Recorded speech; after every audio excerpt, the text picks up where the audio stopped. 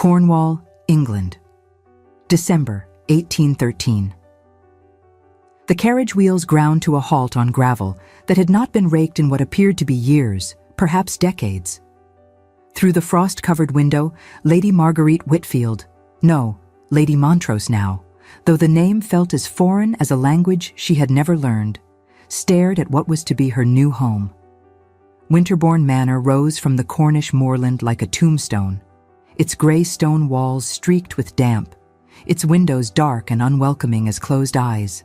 She had been married precisely 6 hours. Her husband had not spoken 10 words to her since the ceremony. The carriage door opened. Lord Alistair Montrose, Marquis of Ravenwood, stepped down first, his movements precise and cold as surgical instruments. He did not offer his hand to assist her descent. Marguerite gathered her traveling cloak, borrowed from a distant cousin, for her father had long ago sold everything of value, and climbed down alone, her slippers landing in a puddle she had not seen in the gathering darkness.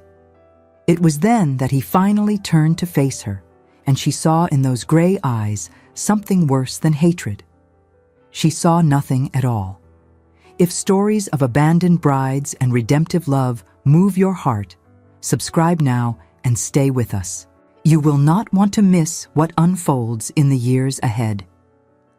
Our arrangement is fulfilled, Alistair said, his voice as flat as the moorland, stretching endlessly behind the house. Your father's debts are paid. This is your residence.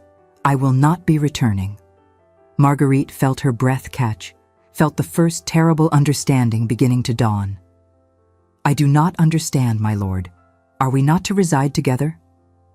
You will reside here, at Winterbourne. He emphasized the separation with such deliberate precision that she flinched. The staff will attend to your needs. Sufficient funds have been arranged. But we are married, she whispered, hating how her voice trembled, how young she sounded even to her own ears. 22 years old, and she might as well have been 12, a child abandoned at a boarding school she had not chosen to attend. We are married in law. That suffices. He pulled on his gloves with mechanical efficiency, his face carved from the same cold stone as the house behind her. The wind that swept across the moorland cut through her traveling cloak as if it were made of gossamer instead of wool. Marguerite looked up at the house again, seeing now how the garden walls had crumbled, how ivy had conquered entire sections of the facade, how several windows on the upper floor appeared to be boarded shut. How long do you intend for me to remain here? She asked, and was proud that her voice held steady this time. Permanently. He said it as one might say, Tuesday or tea. A simple statement of fact requiring no particular emphasis. The staff is competent. The accounts are in order. You will find the solitude preferable to your previous circumstances, I imagine. Before she could respond, before she could summon the words to protest or plead or rage against this incomprehensible cruelty, he had climbed back into the carriage. Through the window, she saw him settle into his seat, saw him pull a book from his pocket and open it as if she had already ceased to exist in any meaningful way. The carriage pulled away, its lamps disappearing into the winter darkness, and Marguerite stood alone on the gravel drive of a house she had never seen before, married to a man who had just informed her he would never see her again. The front door of Winterbourne opened, revealing an elderly man in butler's livery that had gone shiny at the elbows. He held a lamp that threw long shadows across his deeply lined face.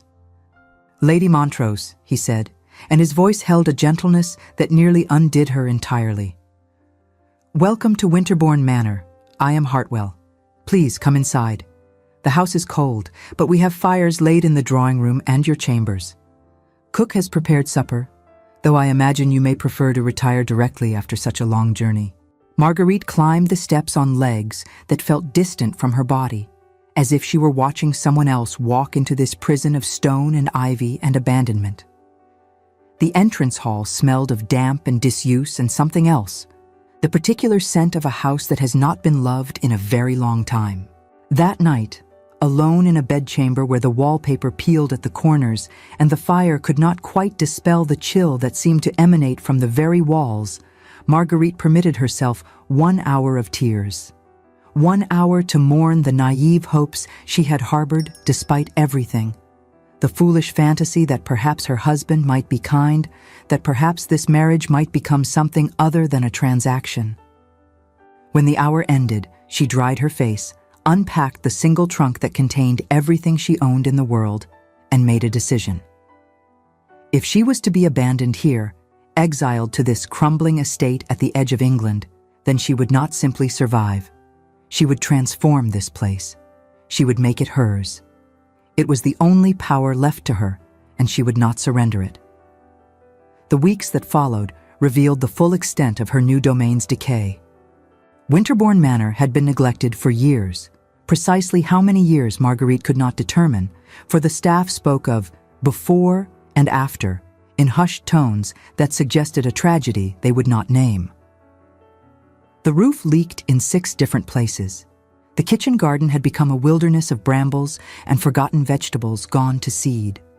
Half the rooms were closed off entirely, their furnishings draped in holland covers gray with dust. The Marquis last visited 8 years ago, Hartwell told her one morning as she inventoried the china in the butler's pantry, discovering that only 2 complete sets remained, both chipped. Came for a week, walked the grounds, then returned to London. Said he would send funds for repairs, and he did, my lady. Always keeps his word about that. But the money went into accounts, and no one here had authority to spend it. Why not? Marguerite asked, setting down a teacup with a crack running through its delicate handle. The butler's face grew carefully blank.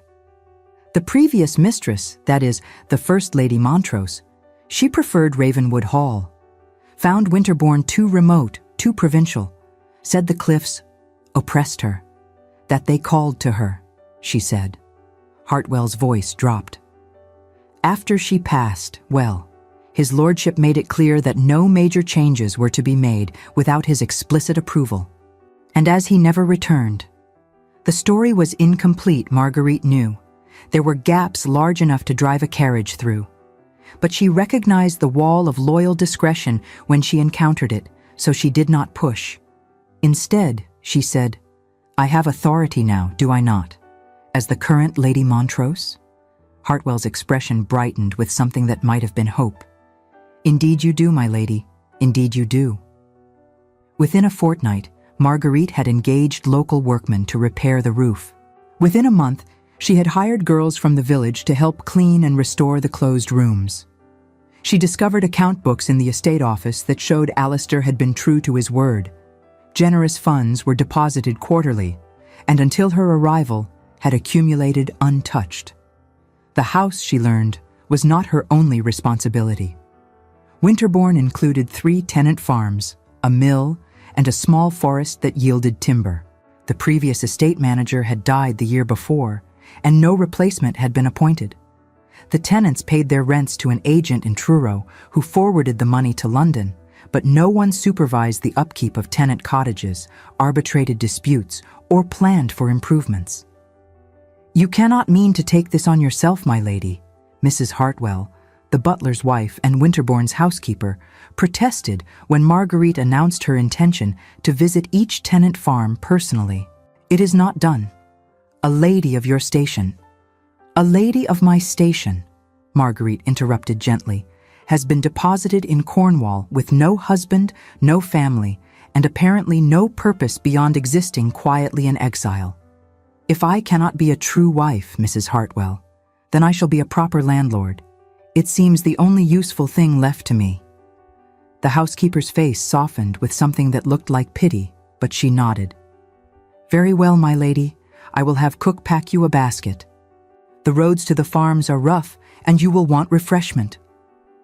The tenants, Marguerite discovered, were suspicious at first.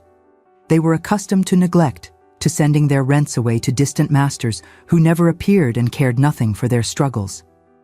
But when the young Marquis's new wife arrived at their cottages, listened to their concerns about drainage problems and failing equipment, and more remarkably, returned the following week with workmen to address those very issues. Well, suspicion began to transform into something else. By spring, Marguerite had established herself as more than the Marchioness in exile. Her father might have been a fool with cards, but he had insisted his daughter receive the practical education he himself scorned. Marguerite had spent years managing her late mother's small property, trying futilely to save what her father squandered. She understood numbers, she understood neglect, and she understood how to salvage value from ruin. Now, at Winterbourne, those hard-won skills found worthy purpose. She was Lady Whitfield of Winterbourne, a practical, fair-minded presence who understood crops and contracts, who paid fair wages promptly, who could calculate yields and negotiate prices with a mind sharpened by necessity rather than dulled by privilege. The village of Winterbourne St. Mary, 2 miles from the manor along a rutted cart track, began to welcome her as well. She attended Sunday services at the small stone church, sitting in the Montrose family pew that had remained empty for nearly a decade. She patronized the local shops, paid her bills without haggling, and when the vicar's wife mentioned that the village school needed slates and primers, Marguerite arranged for both. "You have made yourself indispensable here," Hartwell observed one evening as Marguerite reviewed the quarterly accounts in the estate office. Outside, summer rain drummed against the windows, but inside, the room glowed with lamplight and the satisfaction of work well done. "The tenants speak of you with genuine respect, my lady. That is a rare thing." "They respect competence," Marguerite replied, setting down her pen. "And perhaps they appreciate that someone finally notices their existence. I understand that feeling rather well."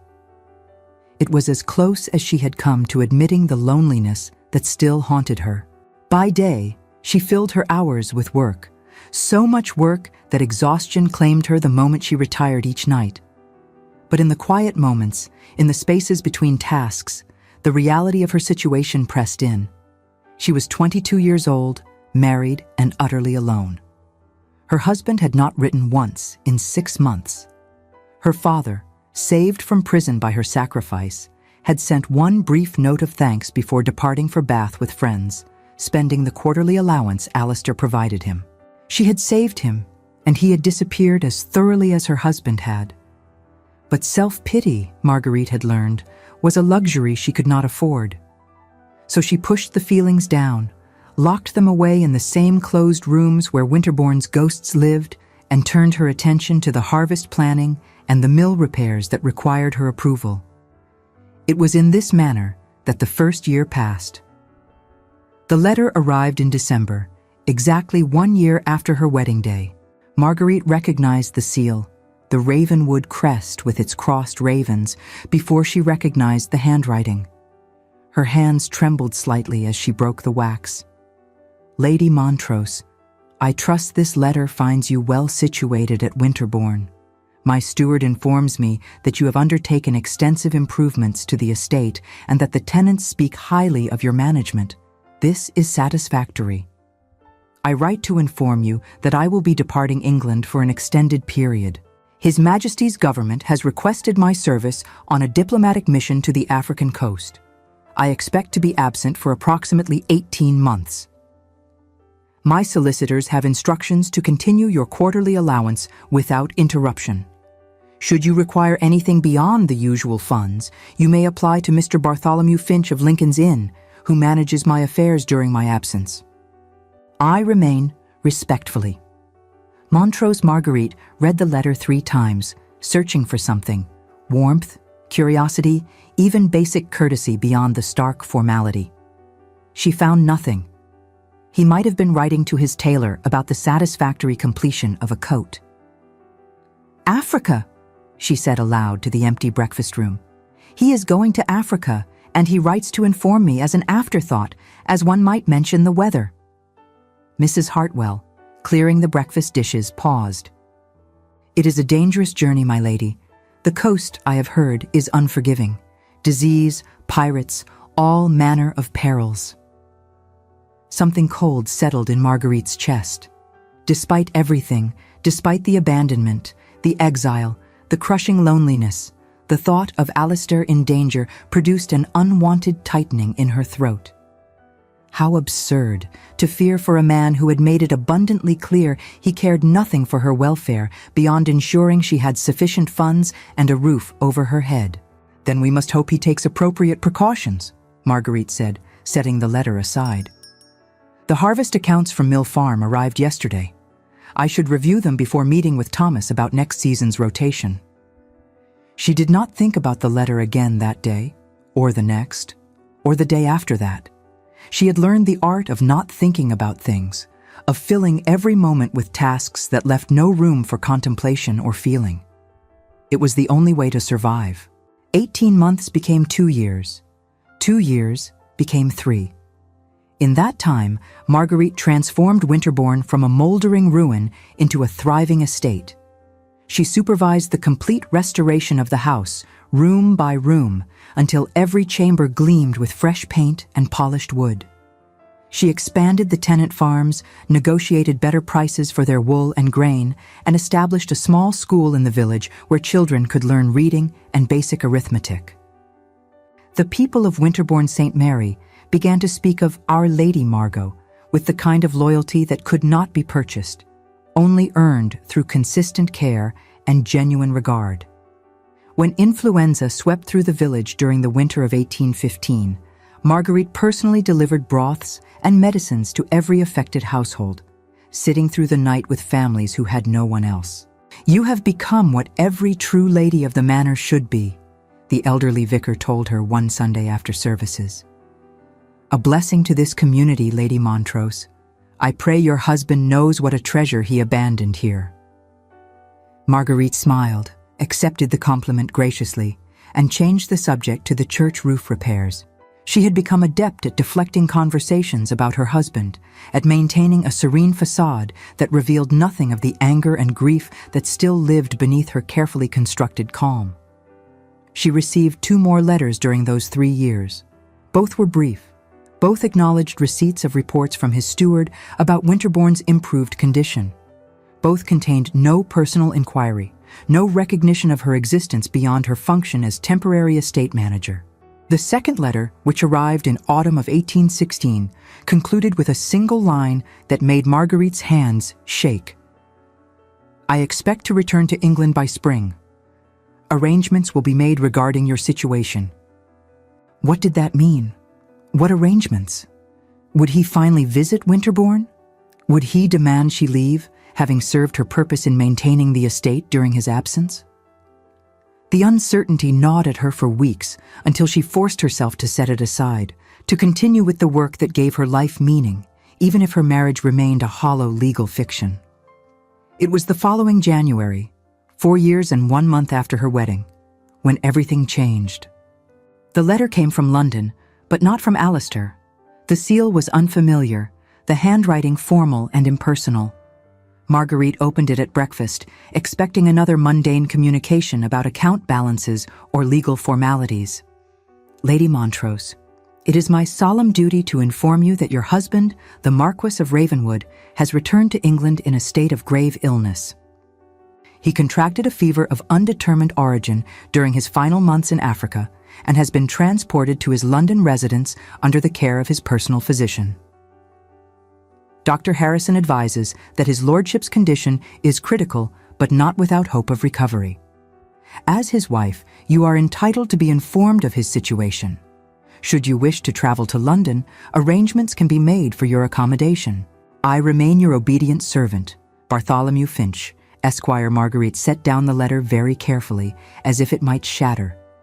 Around her, the breakfast room continued its normal morning rhythm, sunlight slanting through clean windows, the clock ticking on the mantel, the scent of tea and toast.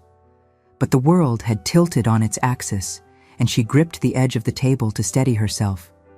He was dying, possibly dying. The man who had abandoned her, who had treated her as a problem to be efficiently solved and then forgotten, he was in London, consumed by fever, and some solicitor thought she might wish to know. "My lady?" Mrs. Hartwell had appeared in the doorway, her face creased with concern.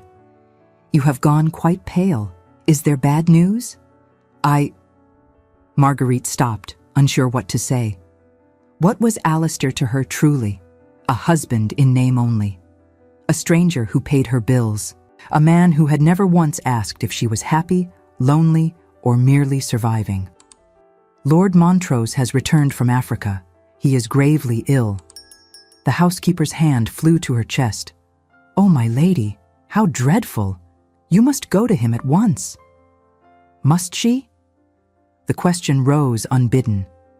Why should she rush to the bedside of a man who would not have crossed the room to speak to her? Who had exiled her to Cornwall with the same casual cruelty one might show in relocating an unwanted piece of furniture? But even as the bitter thoughts formed, Marguerite knew what she would do. Not because she loved him. How could she love someone she did not know? Not even because it was her duty, though society would certainly insist it was. She would go because despite everything, despite the abandonment and the loneliness and the years of silence, she could not bear the thought of him dying alone, unmourned, unloved. Prepare my traveling trunk, she told Mrs. Hartwell, rising from the table. I will depart for London at first light tomorrow. Send word to Hartwell. I will need the carriage made ready and provisions for the journey. Of course, my lady. The housekeeper paused at the door. It is a good thing you are doing, a Christian thing. Marguerite did not respond. She was not certain it was goodness that drove her. Perhaps it was simply the inability to become as cold and unfeeling as the man she had married. Perhaps that was a weakness, or perhaps it was the only strength she had left. The journey to London took 5 days through rain and unseasonable cold that made the roads treacherous and the nights in coaching inns miserable. Marguerite traveled with only her maid, Claire, a village girl she had trained who proved to have both a practical nature and an unflappable disposition. They arrived in London on a grey afternoon when fog pressed against the buildings and the air tasted of coal smoke and dampness. The Ravenwood townhouse stood on Grosvenor Square, an elegant Georgian edifice that proclaimed wealth and status in every precisely proportioned window and column. A butler Marguerite had never met answered the door, his face carefully neutral as he assessed her travel-stained cloak and simple bonnet. I am Lady Montrose, she said, and watched recognition flash across his features before his professional mask reasserted itself. I have come to see my husband. Of course, my lady. Please come in. I am Grimshaw. Lord Montrose's physician is with him now. If you will wait in the drawing room, I will inform Dr. Harrison of your arrival.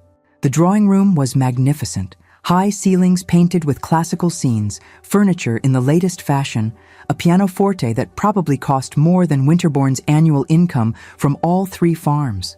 Marguerite stood in the center of the room, feeling like an intruder, like someone who had wandered into a life that did not belong to her. Because it did not, did it? This was Alistair's life. London, society, elegance, and privilege. Winterbourne was her life now. They inhabited completely separate worlds, connected only by a legal document signed 4 years ago and a quarterly bank transfer. Lady Montrose. The voice startled her. She turned to find a middle-aged man in sober dress, his face lined with exhaustion. I am Dr. Harrison. I must say your arrival is most welcome. His lordship's condition is... He paused, choosing his words carefully. Grave. The fever has abated somewhat, but he remains delirious much of the time. He speaks of things that make little sense. Names, accusations. It is quite distressing. May I see him? The request emerged before Marguerite could question the wisdom of it. Dr. Harrison hesitated. He does not know you are here, my lady. Indeed, he may not recognize you at all. The fever... I understand. Nevertheless, I would like to see my husband. Something in her tone must have conveyed that she would not be dissuaded, for the doctor nodded and gestured toward the stairs. His chambers are on the 2nd floor. I should warn you, my lady. In his delirium, he speaks often of his first wife. It may be difficult to hear. Marguerite lifted her chin. I am accustomed to difficult things, Dr. Harrison. Please lead the way. The chamber smelled of sickness, that particular combination of sweat and medicine, and something else, something darker. Heavy curtains blocked most of the daylight, leaving the room in a twilight gloom broken only by a single lamp on the bedside table. In the large bed, barely visible beneath piled blankets, lay a figure Marguerite would not have recognized. Alistair had always been lean, but illness had whittled him to gauntness. His black hair lay damp against his skull, and his face, that face she had seen only a handful of times, always cold and expressionless, was flushed with fever and twisted in some interior agony. He muttered continuously, words Marguerite could not distinguish, his hands plucking at the blankets with restless, aimless movements. "As you can see," Dr. Harrison said quietly, "he is not in his right mind. I have tried various treatments, bark, cold compresses, bleeding, but the fever persists. His valet sits with him through the nights, and I attend twice daily. Beyond that." He spread his hands in a gesture of helplessness.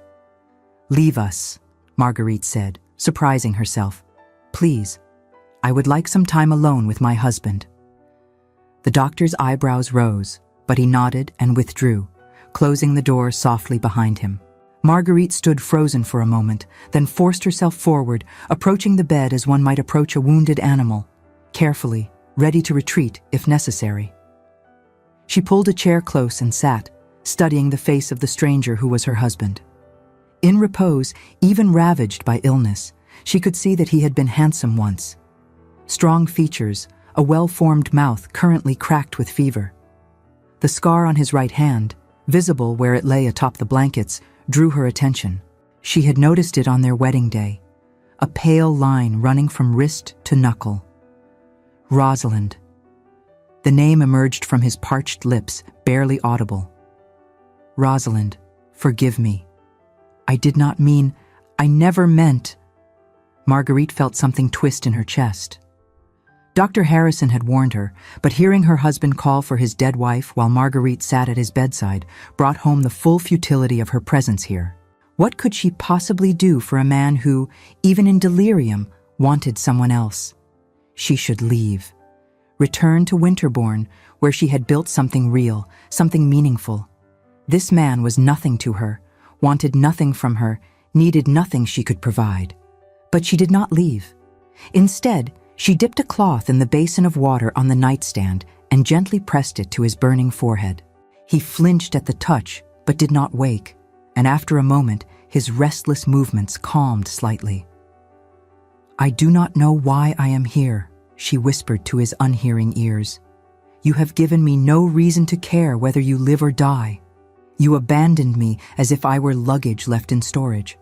But here I am, because apparently I am fool enough to believe that every life has value, even yours." She continued bathing his face and hands through the afternoon and into the evening, refusing offers of relief from the hovering valet. When Dr. Harrison returned to check his patient, he found Marguerite still at her post, her dress wrinkled and her hair escaping its pins, but her hands steady as she coaxed small sips of barley water between Alistair's cracked lips. "You should rest, my lady," the doctor urged. "There is a guest chamber prepared for you." "Soon," Marguerite replied, not looking away from her patient. "I will rest soon." But she did not. She remained through the night, through Alistair's rambling confessions and accusations, through the moments when his fever spiked so high she feared he would combust from within. She changed the cool cloths, administered the medicines, Doctor. Harrison left, and when he began to thrash violently, she pressed her hands against his shoulders and spoke in the same calm, firm voice she used with frightened horses. "Be still. You are safe. Be still now." It was near dawn when the crisis came. Alistair's fever spiked to a terrifying height, his skin burning to the touch, his breathing rapid and shallow. Dr. Harrison, summoned urgently by the valet, appeared with his bag and a grim expression. "This is the crisis point," he said, working quickly to apply cold compresses. "Either the fever breaks now, or—" He did not finish the sentence. He did not need to. Marguerite found herself gripping Alistair's hand, that scarred right hand, and holding on as if she could anchor him to life through sheer force of will. She was not aware she was speaking until she heard her own voice, steady despite the fear that had wrapped around her throat. "I do not give you permission to depart, my lord," she said, her voice firm despite the tremor beneath. "I forbid you to die. You owe me far more than this cowardly escape. I have spent 4 years making Winterbourne into something extraordinary, and you will not die before seeing what I have accomplished with your neglected estate. You will not die before you explain why you abandoned me there. You will not die before—" Her voice caught.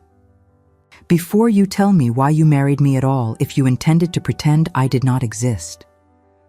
Whether he heard her, she could not know.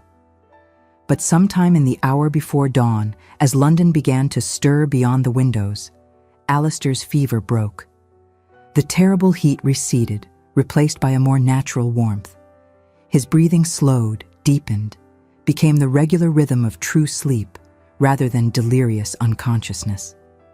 Dr. Harrison exhaled a long breath. "Well," he said quietly. "It seems your husband is a fighter, Lady Montrose. With proper care and rest, I believe he will recover." Marguerite released Alistair's hand and discovered her own hands were shaking. Exhaustion crashed over her like a wave, and suddenly she could not remain upright another moment. "Thank you, doctor," she managed. "I believe I will rest now." She made it to the guest chamber before her legs gave way entirely. Claire helped her out of her travel-stained dress and into a nightgown, and Marguerite fell into bed without memory of her head touching the pillow. She slept for 16 hours. When Marguerite woke, disoriented and aching, the sun was setting again. She had lost an entire day. Claire appeared with tea and the news that Lord Montrose's fever remained down, that he was sleeping naturally, and that Dr. Harrison was cautiously optimistic about his recovery. "Shall I help you dress for dinner, my lady?" Claire asked. "The housekeeper has prepared rooms for you here for as long as you need to remain." Marguerite sipped her tea and considered. She could stay, she supposed.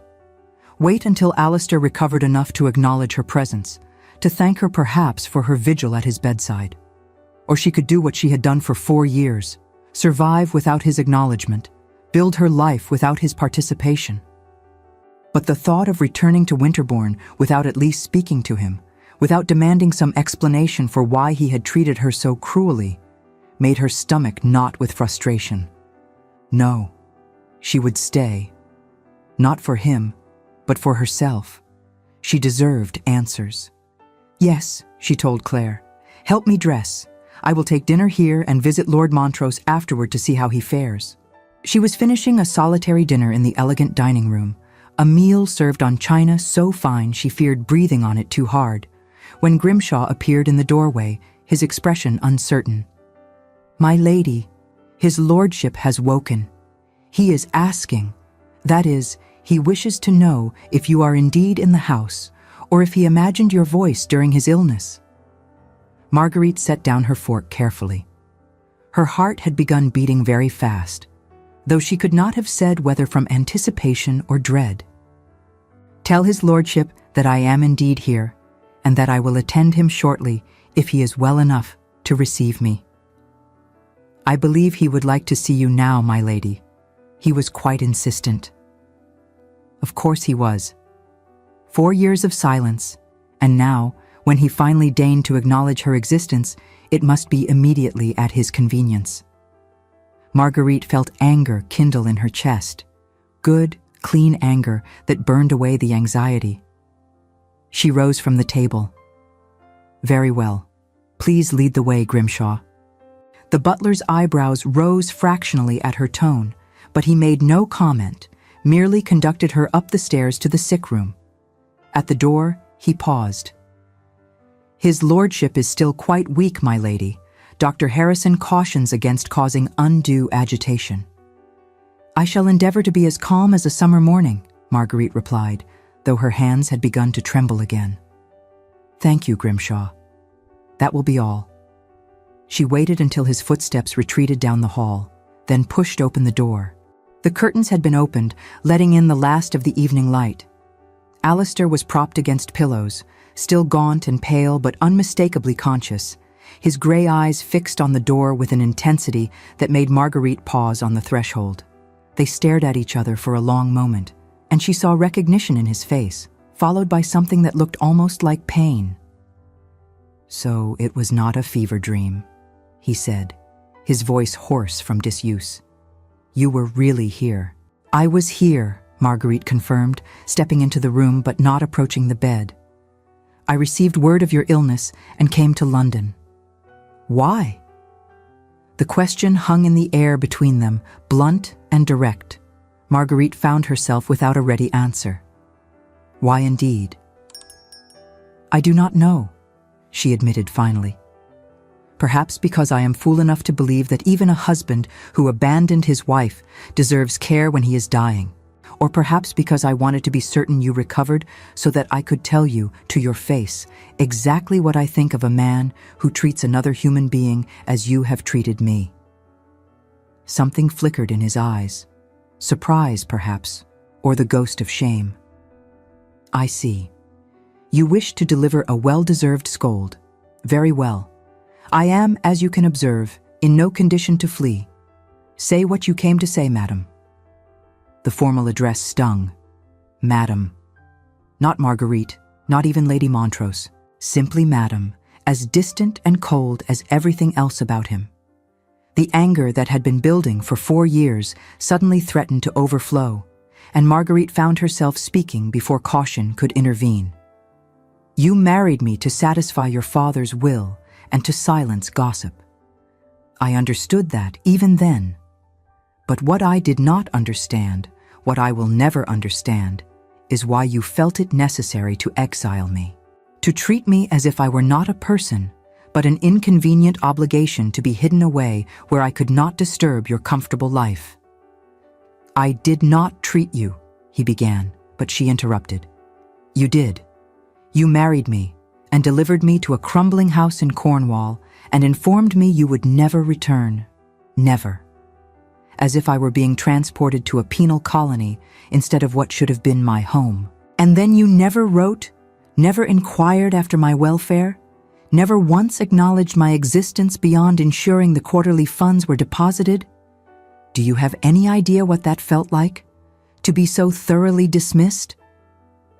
Alistair's jaw tightened, but he did not look away. "I ensured you were provided for, generously. You wanted for nothing. I wanted for everything." The words burst out of her, years of suppressed hurt and fury finally finding voice. "I wanted to be treated as a human being worthy of basic consideration. I wanted a husband who might occasionally remember he had a wife. I wanted—" She stopped, breathing hard, and forced herself to regain control.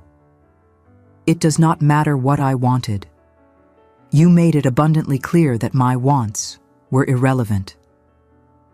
It was better that way. His voice had dropped to barely above a whisper. "Better for you that I stayed away." "Better for me?"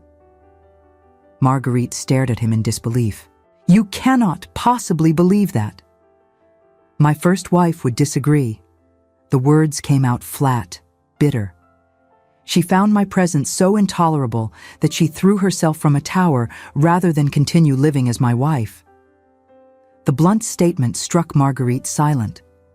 She had known, of course, that Alistair was a widower. The village gossips at Winterbourne had whispered about the tragic First Lady Montrose, who died young, but they had never spoken of suicide, and certainly no one had suggested that Alistair bore responsibility for it. "I did not know," she said quietly. "No one told me the circumstances of her death." "Of course they did not. It is not the sort of thing one advertises." He shifted against the pillows, wincing with pain or perhaps simply exhaustion. "Rosalind died 3 months before our marriage was arranged. She was beautiful, charming, everything society expected in a marchioness, and she despised me from the moment we wed." Marguerite moved closer, drawn despite herself by the raw anguish in his voice. "What happened?" "She was unfaithful," he said, the words coming with visible difficulty. "With someone I trusted. when I confronted her about the scandal, about the dishonor she brought to our name.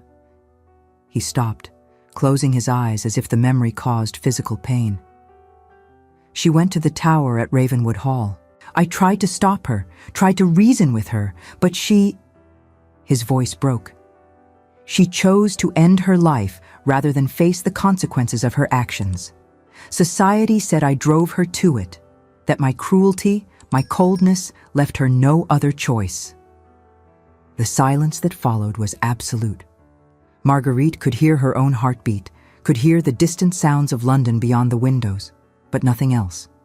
She stared at Alistair and saw not the cold, cruel man who had abandoned her, but someone broken in ways she could not have imagined.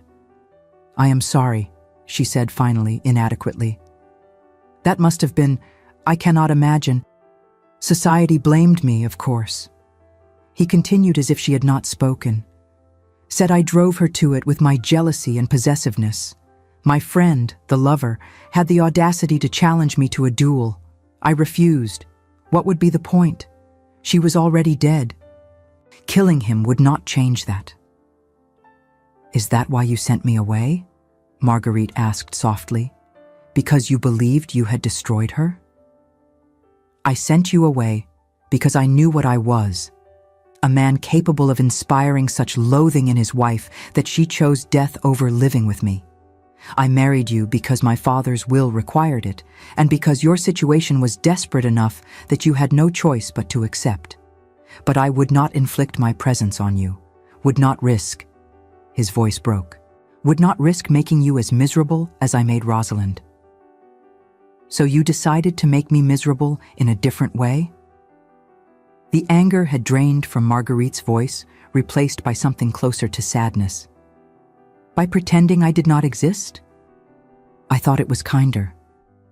He finally looked at her directly, and she saw that his eyes were wet.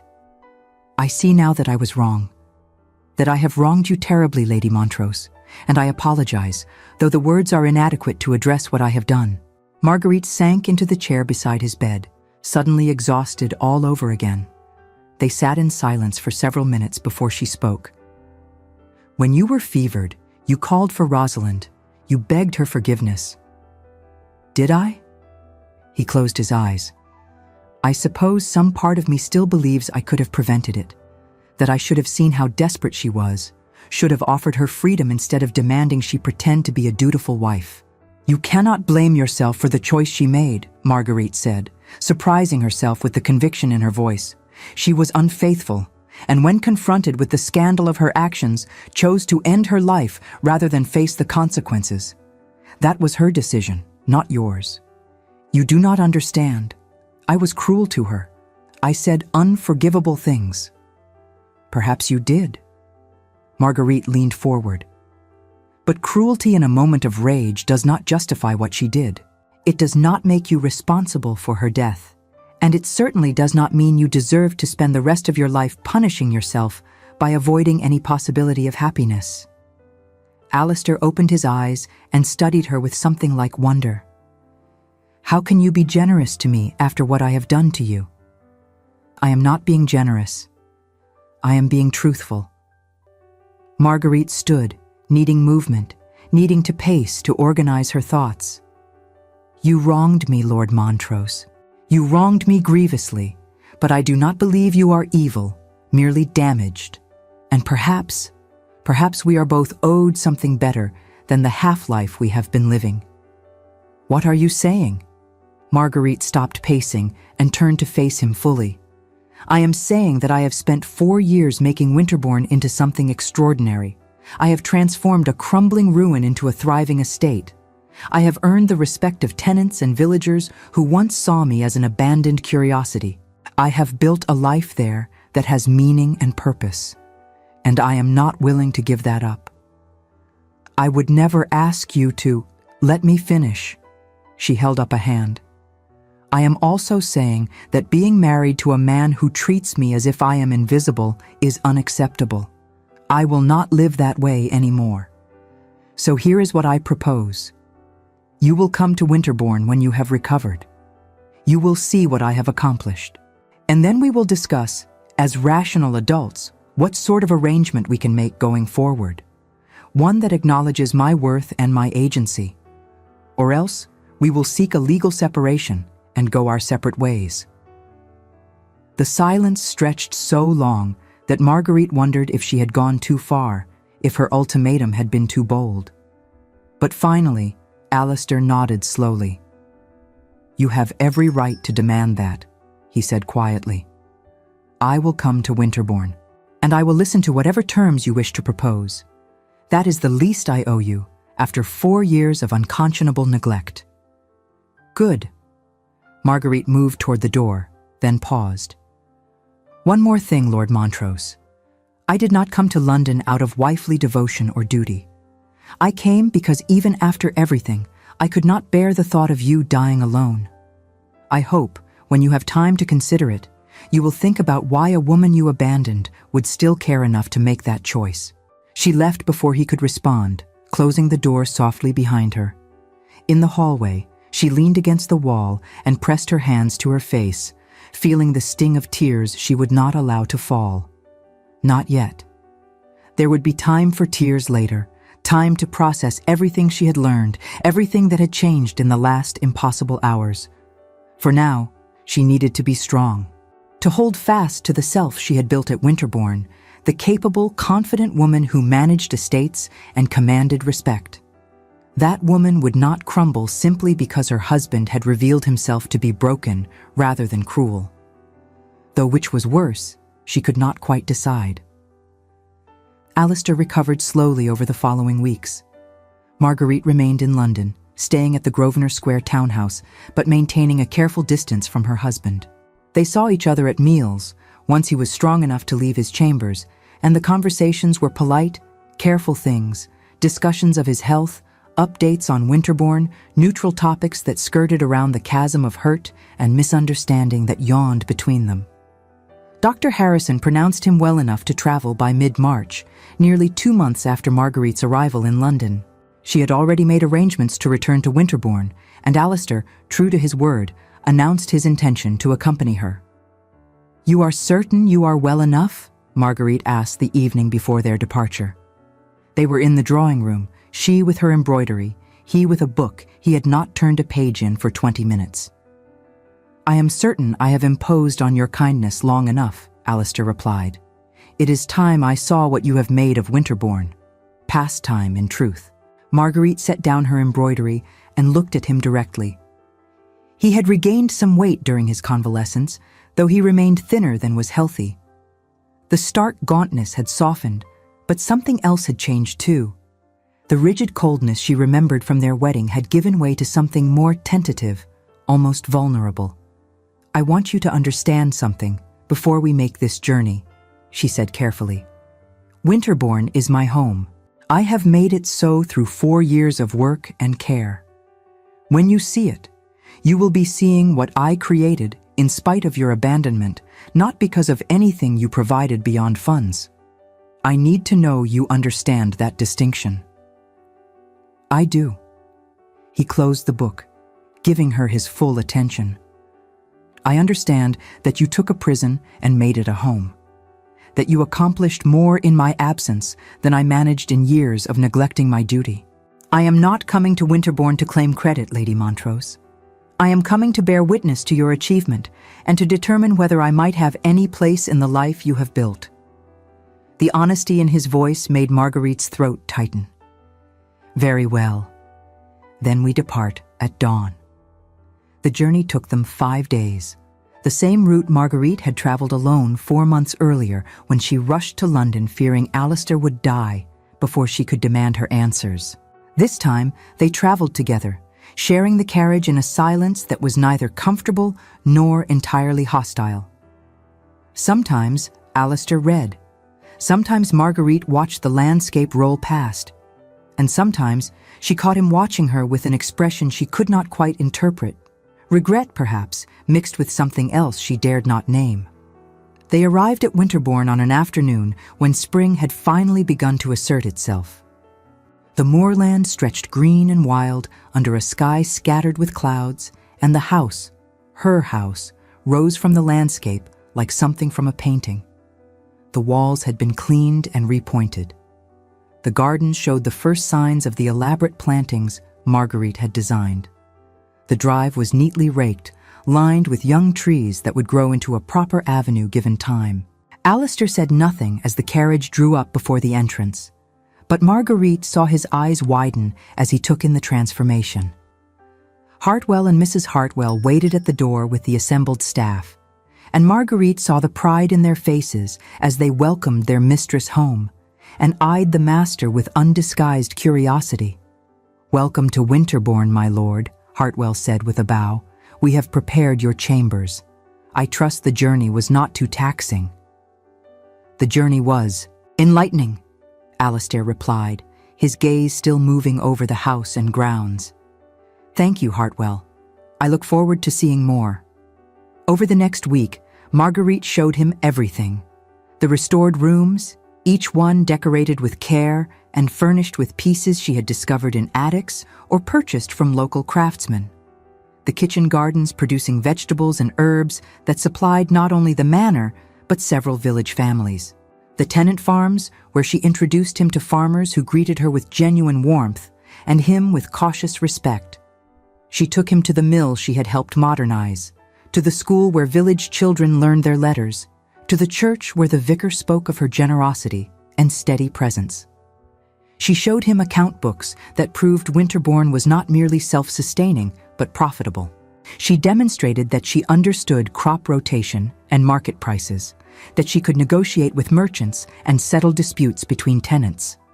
And through it all, Alistair said little. But he watched. He listened. And Marguerite could see understanding dawning in his eyes, recognition of what he had thrown away, what he had nearly destroyed through his determination to protect her from the imagined curse of his presence. On the 7th evening, after a day spent riding the estate boundaries, they took supper together in the small dining room Marguerite preferred to the cavernous, formal one. The meal was simple: roasted chicken from the estate, vegetables from the kitchen garden, bread baked that morning. Outside, the last light was fading from a sky streaked with pink and gold.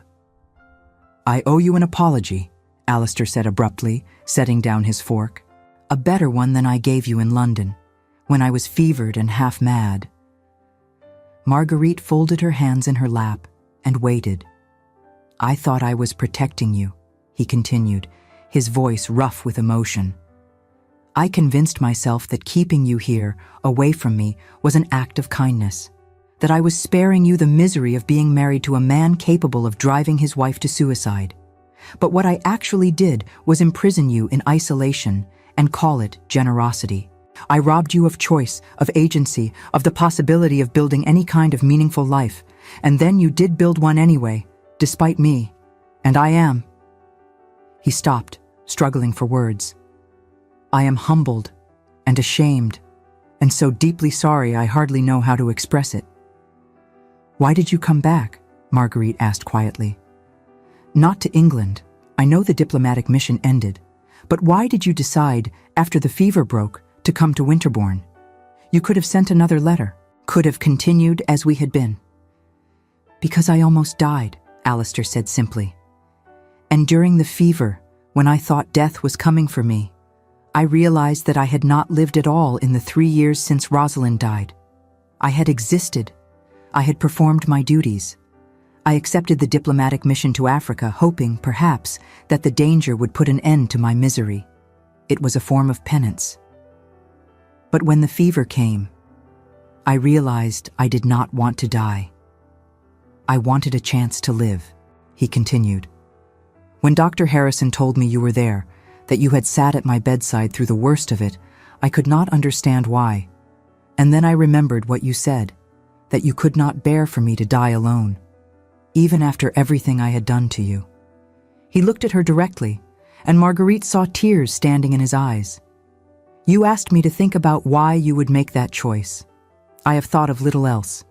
And the only answer I can find is that you are a better person than I have any right to know. Certainly better than I deserve." "I am not particularly good," Marguerite said, though the words caught in her throat. "I am simply someone who believes that people deserve basic human kindness, even people who have hurt me. That is the definition of goodness, I think. Alistair stood and moved to the window, looking out over the darkening moorland. I came to Winterbourne to witness what you have built, and now that I have seen it, I understand that you do not need me. You have made a life here that is full and purposeful without any contribution from me, so I will honor my promise to you. We can arrange a separation if you wish. I will ensure you retain Winterbourne and a generous income for life. You will be free. Marguerite rose as well, her heart pounding. And if I do not wish to be free? He turned to face her, his expression startled. I do not understand. I said in London that I would not continue living as if I were invisible, that I deserved a marriage that acknowledged my worth. I stand by that. She moved closer, closing the distance between them. But I did not say I wanted to end our marriage, only that I wanted it to be real. How can it be real after what I have done? How can you possibly? Because I have spent 4 years learning to see clearly, Marguerite interrupted. To see people as they are, not as I wish them to be. And what I see when I look at you, Lord Montrose, is not a monster.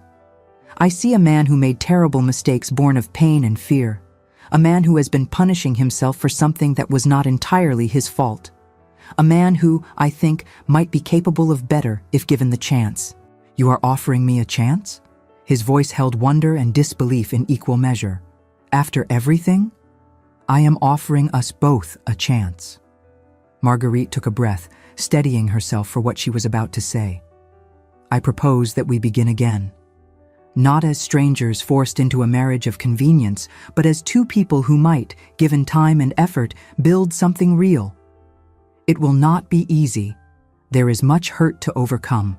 But if you are willing to try, truly try, not simply go through motions, then so am I. Alistair stared at her for a long moment, his expression shifting from disbelief to something that looked almost like hope. You would give me that chance? His voice was barely above a whisper. After everything I have done? Not easily, Marguerite admitted, and not without conditions. Trust must be earned, my lord. Through actions, not words. Through consistency, not grand gestures. I understand. He nodded slowly. Then I will earn it, however long it takes, whatever you require of me. Then let us begin, Marguerite said quietly, slowly, carefully, as two people learning to know each other for the first time. They did not rush. The following morning, Marguerite took Alistair to inspect the new irrigation system she had designed for the eastern fields. The tenant farmer, William Graves, explained the persistent flooding problem that had plagued the land for years. My lady suggested we redirect the stream using a series of channels, Graves said, gesturing to the network of carefully dug trenches. Said she'd read about similar systems used in the Low Countries. Thought it was madness at first, begging your pardon, my lady, but it worked, saved the entire autumn planting.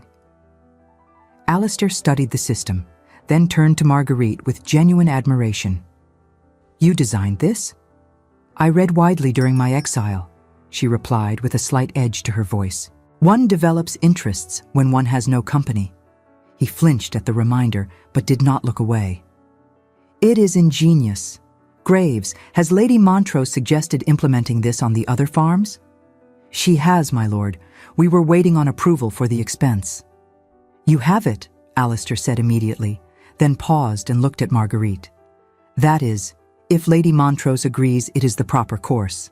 She understands these lands far better than I. It was a small moment, but Marguerite felt something shift inside her. He had not tried to take credit. He had not dismissed her authority.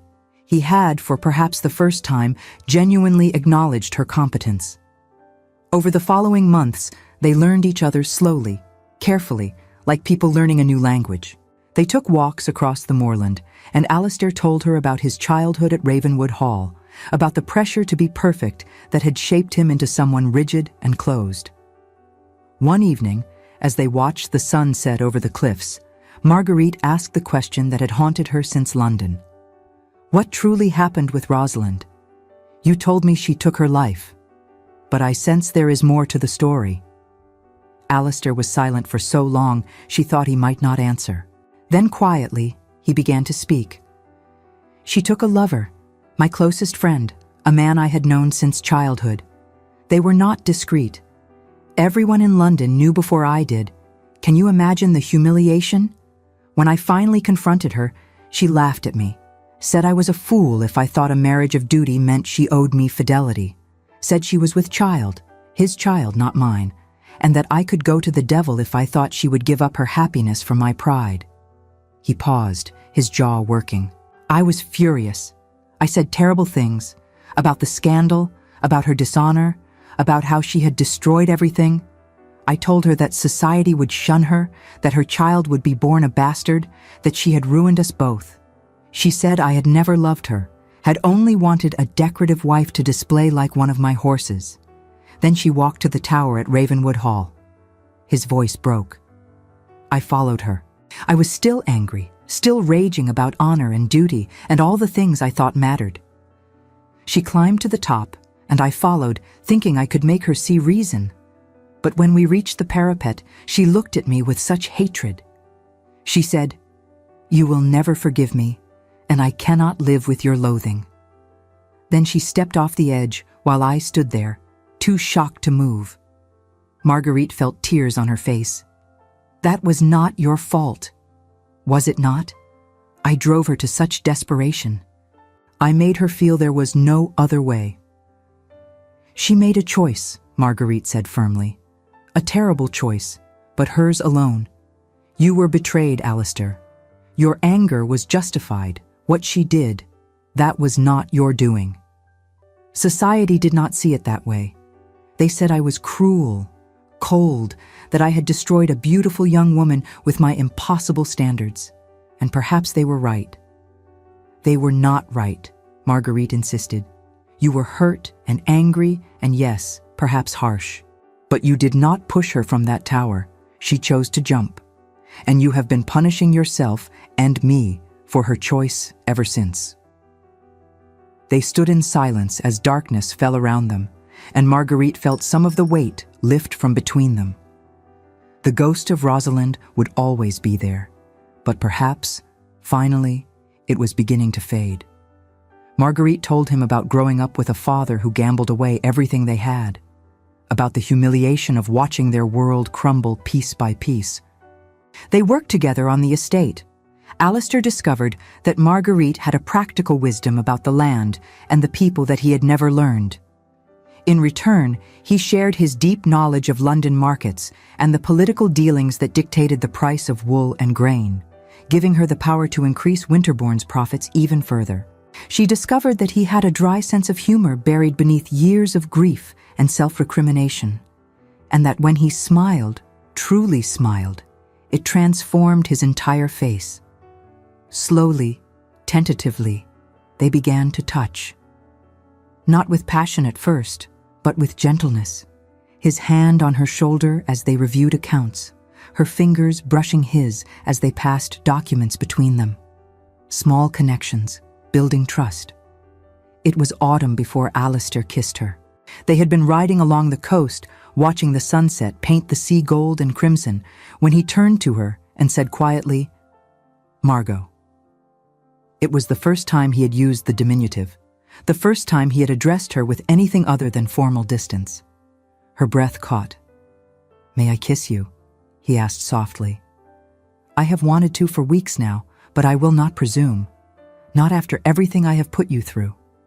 She stopped his words by leaning up and pressing her lips to his. The kiss was soft, tentative, questioning. But when she pulled back, she saw in his eyes something that made her breath catch, joy, wonder, and something deeper that she was almost afraid to name. "Yes," she whispered, "you may kiss me. Always." That night, for the first time since their wedding nearly 5 years before, they shared a bed. And if their joining was gentle rather than passionate, tender rather than wild, it felt like healing nonetheless. like two damaged people finding in each other the possibility of wholeness. They renewed their vows the following spring in the small church at Winterbourne St. Mary. No London society, no elaborate ceremony, just the village people who had become Marguerite's family and a handful of Alistair's tenants from Ravenwood Hall who had heard of the Marquess's reformation and wanted to witness it. The vicar performing the ceremony seemed to glow with satisfaction as Alistair spoke the vows. The real vows, not the hollow words of their first wedding. When he said, "I do," his voice broke with emotion, and when Marguerite said the same, she meant it with her whole heart. Afterward, at the modest celebration in Winterbourne's restored drawing room, Alistair stood and raised his glass. "I want to thank you all for welcoming me into the community my wife, my extraordinary wife, has built here. I know I do not deserve the second chance I have been given, but I intend to spend the rest of my life earning it and honoring the woman who saved me from myself." He turned to Marguerite, and everyone else in the room seemed to fade away. "You took a broken man and a crumbling house and transformed both. You showed me that it is never too late to begin again, that mistakes, even terrible ones, need not define us forever. I love you, Margot. I will love you until my last breath, and I will never stop being grateful that you saw something in me worth saving." Marguerite rose and took his hand, tears streaming freely down her face. "I love you too," she said simply, "and I always will." The years that followed brought challenges, as all years do. There were arguments and misunderstandings, moments when old hurts resurfaced. But there was also laughter, partnership, and a growing family. 3 children born to parents who had learned that love was not something that happened in an instant, but something built slowly through choice and effort and forgiveness. They divided their time between Winterbourne and Ravenwood Hall, but it was Winterbourne that remained Marguerite's greatest achievement, the estate she had built from ruin, the community she had nurtured into thriving life. She published a treatise on estate management that became required reading for young landowners, and Alistair supported her work without jealousy, proud to be married to a woman whose wisdom exceeded his own. On their 10th anniversary, they stood together on the cliffs above Winterbourne, watching the sunset paint the moorland in shades of gold and purple. Alistair pulled Marguerite close, and she leaned into his embrace with the comfort of long familiarity. "Do you ever regret it?" he asked softly. "Giving me a second chance when you could have been free?" Marguerite turned in his arms to face him. "Never. You asked me once why I came to London when you were ill. The answer is simple. Because even then, beneath all the hurt and anger, I recognized something in you that was worth fighting for, and I was right.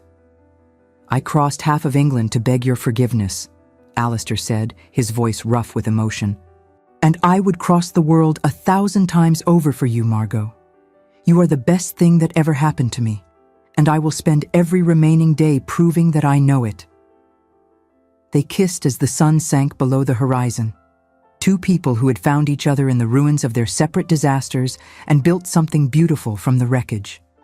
It had taken years, years of patience and work and choosing each other every single day.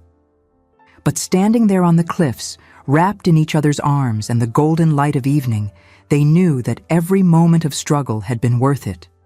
Love, after all, was not about perfection. It was about choosing to build something together, even when the foundation was cracked and the walls needed repair. It was about seeing someone's worst and choosing to believe in their best. And it was about second chances, for both the person who had made mistakes and the person brave enough to forgive them. The end. Dear listener, perhaps you too have felt abandoned, cast aside by someone who should have valued you.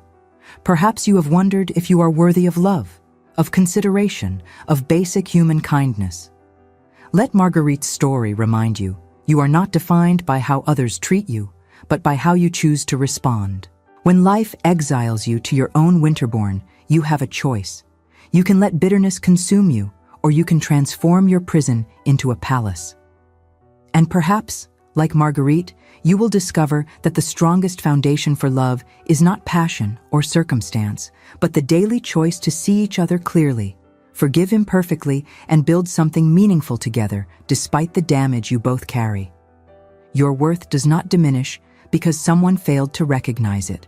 Your capacity for joy does not disappear because someone tried to bury it.